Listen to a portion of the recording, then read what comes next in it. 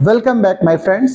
आज का जो हमारा टॉपिक है यूनिफॉर्म सर्कुलर मोशन के अंदर ही है।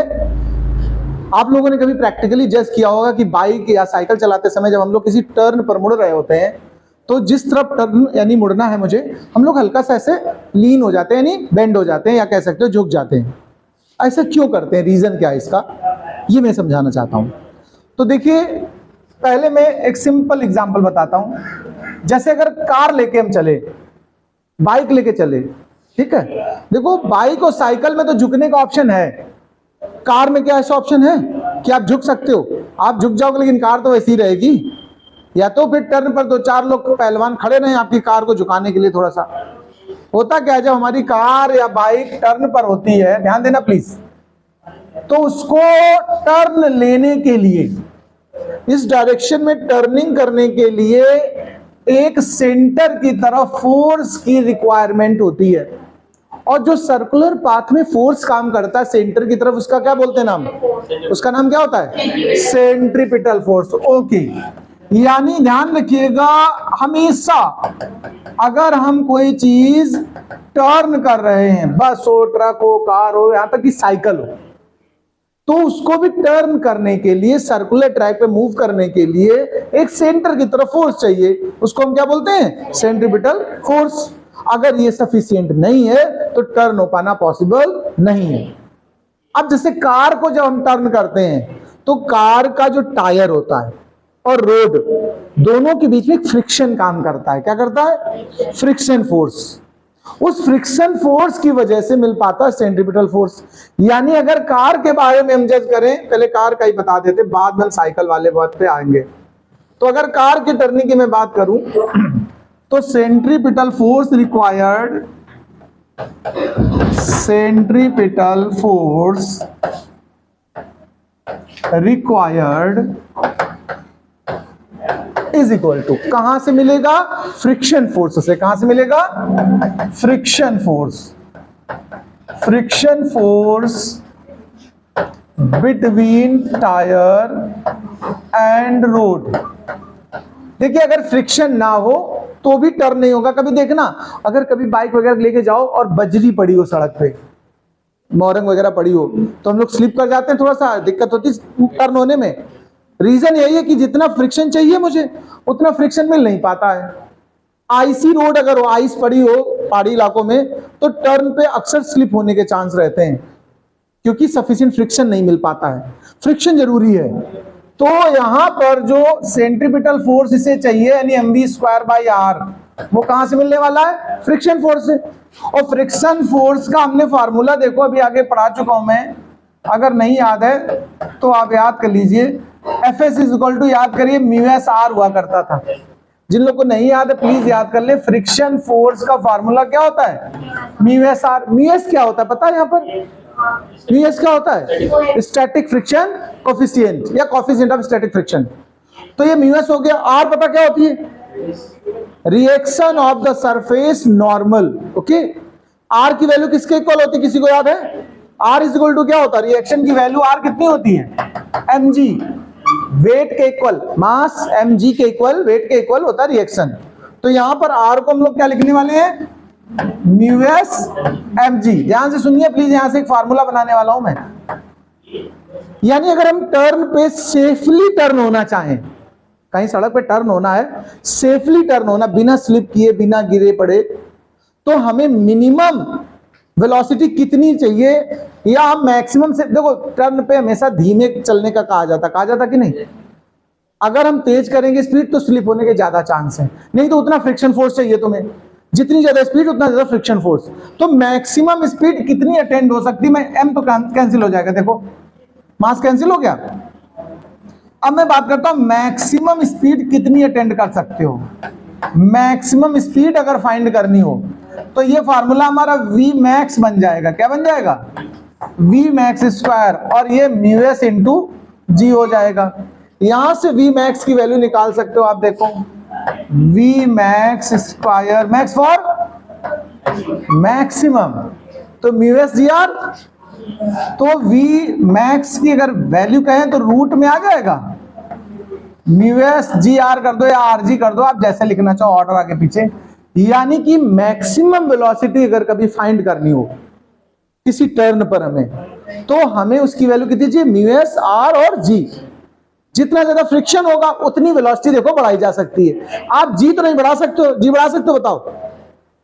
और टर्न की रेडियस भी आपके हाथ में नहीं, आप तो लेके बाइक पहुंच गए, अब क्या सबके मकान गिराओगे कि लंबा टर्न लेंगे हम, बताओ? अच्छा भाई, जैसी सड़क होगी वैसे में तो तुम्हें मुड़ना है ना। तो हमारे पास बढ़ने का चांस किसका रहता है, फ्रिक्शन का। फ्रिक्शन बढ़ाने के लिए तो टायर्स में कट के नीचे साइन बने होते, देखो कट कट के नहीं, गुड्डी टाइप की बनी होती हैं। अगर फिर वो घिस जाता है टायर तो स्लिप ज्यादा होता है, टायर कहते हैं भाई खराब हो गया उसको बदलवाओ, क्योंकि उसकी वो पूरी कटिंग खत्म हो गई। Okay, grip. तो फ्रिक्शन बढ़ाने के लिए ग्रिप दी जाती है टायर्स में। बिना ग्रिप का टायर अच्छे से टर्न में दिक्कत देगा, स्लिप करेगा। तो ये बात वैसे हम अभी साइकिल पे चलने वाले थे, लेकिन हम थोड़ा कार पे ही लिखा देते पहले। वैसे मेन हमारा टारगेट क्या है कि साइकिल वाला क्यों टर्न होता है, लेकिन आप इसी के अंदर एक सब हेडिंग डाल दो पहले कार के लिए। तो लिखिए turning of car on the road. ये पहले टॉपिक हम करा रहे हैं, बाद में आएंगे साइकिल पे। Turning of car on the road, पहले ये हेडिंग डालो फिर उस पे आएंगे हम। Turning of car on the road, तो ये कोई कार जैसा बना लो भैया, रोड पर इसे टर्न करा रहा हूं मैं कार को। ये कार हो गई हमारी। इसको अंदर की तरफ एक फोर्स चाहिए होता है सेंट्रीपिटल, इसको बना करके ये पूरा डिस्कशन नोट कर डालो सब लोग, फिर हम आगे बात करते हैं। नोट कर लो भाई। अब हम बात करते हैं why a bicycle rider leans toward the turn. Okay, इसके लिए एक डायग्राम बना रहे हैं, सुनिए प्लीज। सपोज करिए ये कोई बाइसिकल वाला है, ध्यान देना प्लीज। ये बाइसिकल वाला है और बाइसिकल के ये हैंडल है, बस।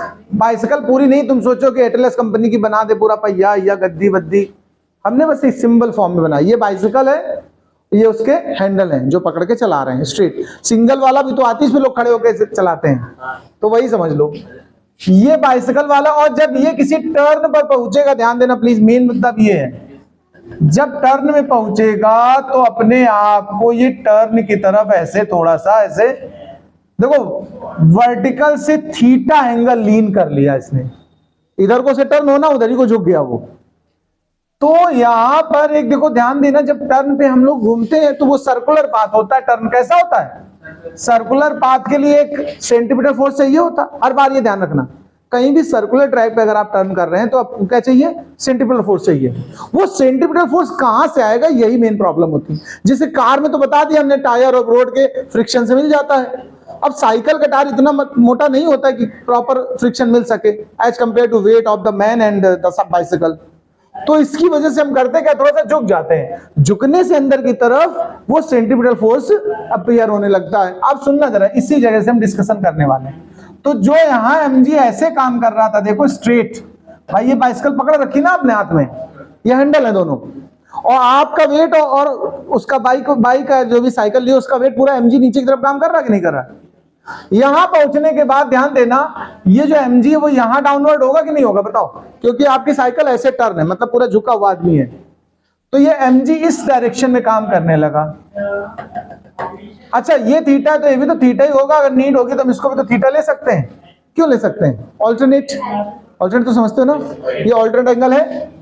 अब हम इसके कुछ नाम लिख रहे हैं, देखो जैसे इसका नाम ले लो ए, इसका बी, इसका जी कह दिया मैंने, ऐसे कह दिया। मतलब ये जो अंदर की तरफ फोर्स काम करेगा यही सेंट्रीपिटल फोर्स होगा, सेंट्रीपिटल। इसकी वजह से तो ये बेंड हो पा रही है। यहां से हम फॉर्मूला डिस्कस करेंगे। देखो डिस्कशन तो इतना लिखते हैं कि to get sufficient centripetal force a bicycle rider leans toward the centre of the turn, ये तो उसका डिस्कशन हो जाएगा। तो चलो यही पहले लिख लेते हैं, फिर डेरिवेशन पे आते हैं। तो लिख लीजिएगा, to when a bicycle rider, ये लिखें, when a bicycle rider, when a bicycle rider, bicycle rider, when a bicycle rider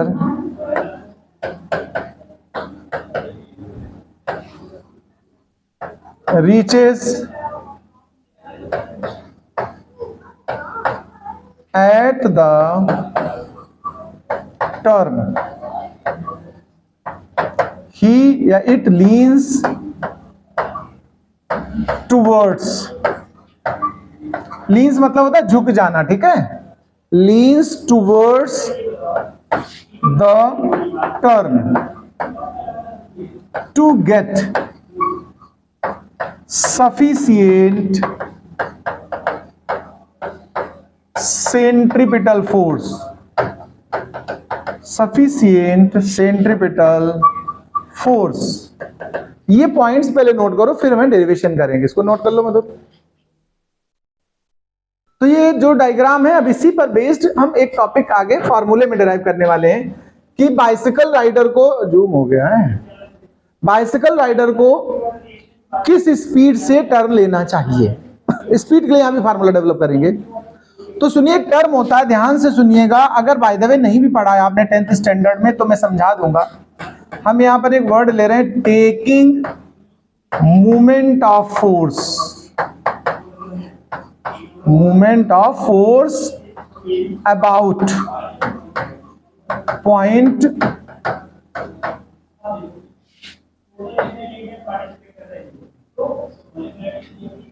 एक फोर्स ये है, परपेंडिकुलर डिस्टेंस है बी। देखिए ध्यान से सुनिए मेरी बात, हमने बोला taking movement of force about point B. हो सकता है आपने मूवमेंट ना भी पढ़े हो, मे बी, और कोई पढ़ के भी आओ। मूवमेंट का मतलब पहले समझना, अगर हम कोई भी मूवमेंट वर्ड यूज कर रहे हैं, मूवमेंट, तो मतलब होता है प्रोडक्ट विद डिस्टेंस। क्या होता है? ध्यान रखना, मूवमेंट हम अगर लगा रहे हैं मूवमेंट ऑफ मास जैसे, तो मतलब किसका किसका प्रोडक्ट? मास में डिस्टेंस का। मूवमेंट ऑफ फोर्स मतलब फोर्स में डिस्टेंस का। मूवमेंट ऑफ लीनियर मोमेंटम मतलब लीनियर मोमेंटम में डिस्टेंस का। मूवमेंट का मतलब होता है मल्टीप्लाइड बाई डिस्टेंस। यहां मैंने क्या बोला? Movement of force.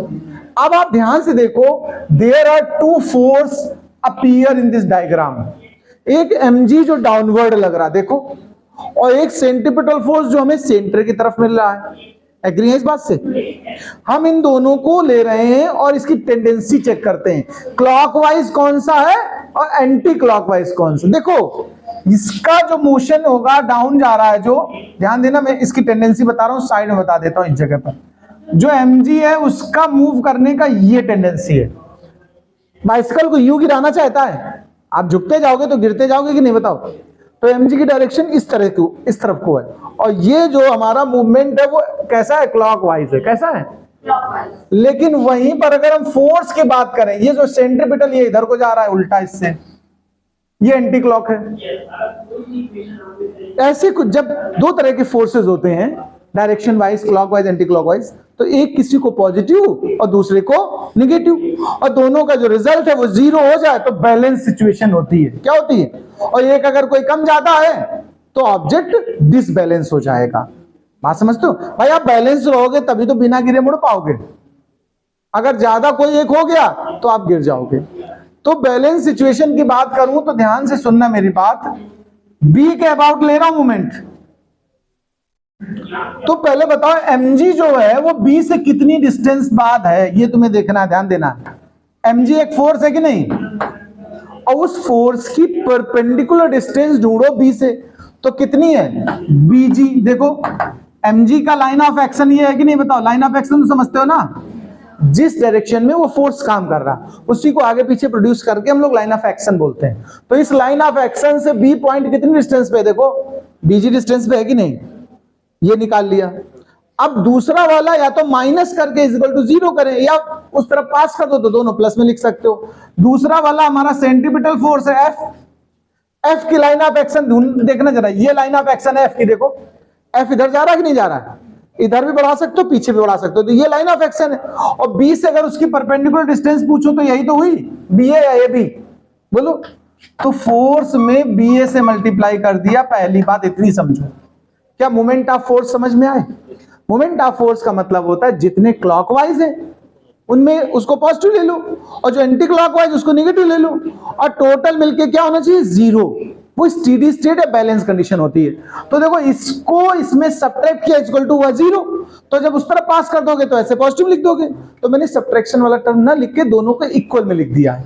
इसको ही बोलते हैं clockwise momentum is equal to anticlockwise momentum. ये वर्ड कभी सुना जरूर होगा फिजिक्स या मैथ्स में, नहीं सुना तो याद रखना, इसको मोमेंटम थ्योरम कहते हैं। क्या बोलते हैं? Theorem of momentum. इसका प्रैक्टिकल है आपका सिलेबस में, प्रैक्टिकल है, हम लोग लैब में इसका प्रैक्टिकल कराते हैं, वाइवा हम पूछते भी हैं, state the theorem of momentum.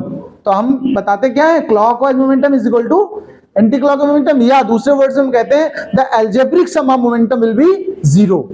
ठीक है, फिलहाल अभी इतना तो समझ गए होगे वैसे थोड़ा सा। अब हम इस ट्राइंगल को ले रहे हैं, देखो बी, ये वाला ट्राइंगल, ये GAB, सबको ट्राइंगल दिख रहा है कि नहीं दिख रहा है? In triangle GAB, in triangle GAB, गौर से देखिए सब लोग, उस ट्राइंगल को देख लो, नहीं दिख रहा तो अब देख लो। यहां GAB उठा रहा हूं मैं, मुझे एक्चुअल में वैल्यू चाहिए BG की और AB की। BG यहां पर ध्यान देना प्लीज, थीटा के सामने वाली साइड है कि नहीं, तो परपेंडिकुलर हुआ कि नहीं हुआ, साइन से निकलेगा कि नहीं बताओ। अगर मैं कहूं साइन थीटा तो फार्मूला क्या था, परपेंडिकुलर अपॉन हाइपोटेनियस, तो BG बाई AG। तो यहां से BG की वैल्यू कितनी निकल आई देखो, AG साइन थीटा, BG निकल आया। दोबारा से मुझे अब क्या चाहिए, AB बेस का काम कर रहा है, किसका, तो इसको कॉस से निकाल दो, cos theta is equal to base यानी कि AB, हाइपोटेनियस कितना हुआ AG, तो AB की वैल्यू कितनी बन के आई, AG कॉस। क्या इतना समझ में आया सबको? ये वैल्यूज निकाली हमने यहां पुट करने के लिए, using these values in equation 1, using these values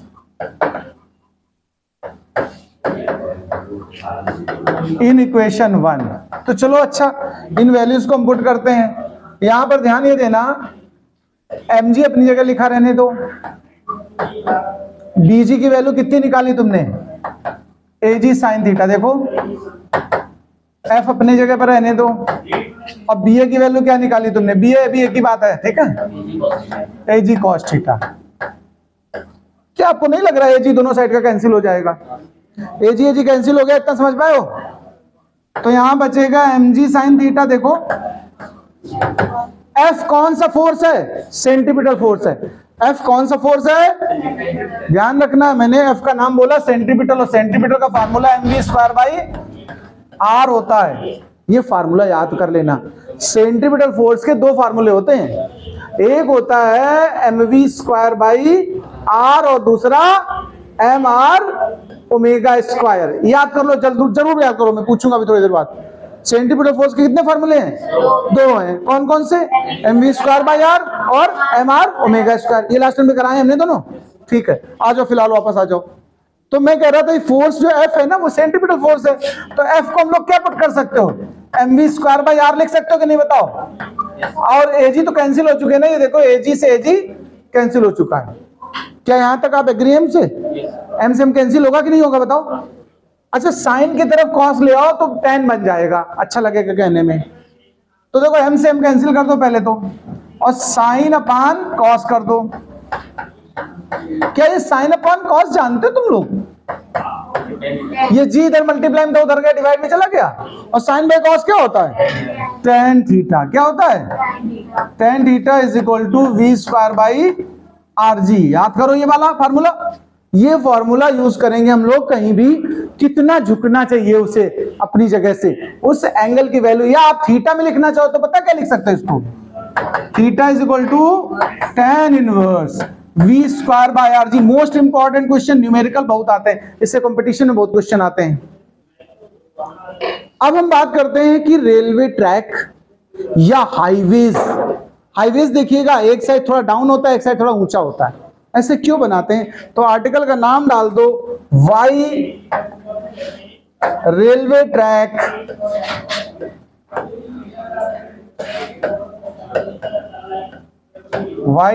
track और हाईवे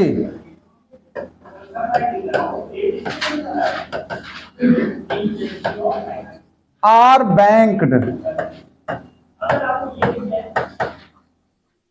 आर बैंक्ड।